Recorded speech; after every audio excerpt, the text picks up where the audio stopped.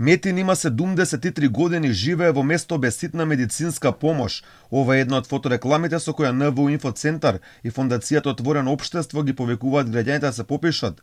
Она што е интересно е што не е потенцирано каде Метин живее, а и реално не би ни можело бидејќи не е од Македонија, туку од Иран. Станува збор за постар човек фотографиран од фотографот Бахрам Бајат, а може бесплатно да се најде на сајтот unsplash.com. Него можеме да го најдеме како фотографија на вести на многу сајтови низ светот, но и од Македонија, со оглед на тоа што за нејзино користење не е потребно да се плати.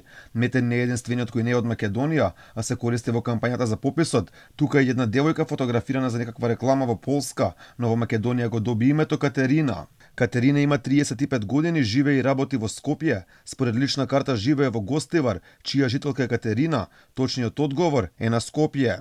Кампањата со украдени фотографии предизвика бура реакции во јавноста. Само што Метин го има на вести за хороскоп, на вести за мудрост, вести од Шпанија, Турција, ама Метин во Македонија не постои, а бе токмац една слика од Македонија немате.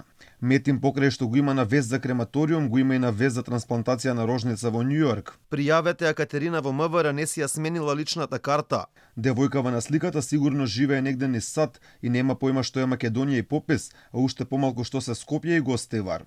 Инаку ова не е прв пат во Македонија промотивни кампањи да има со странски фотографии. Лани промовирајќи ги убавините на Македонија, Министерството за економија објави фотографија од местото Кониксе во Германија. Во кампањата Дома си е дома беше искористена и фотографија од езерото Анисе во Франција.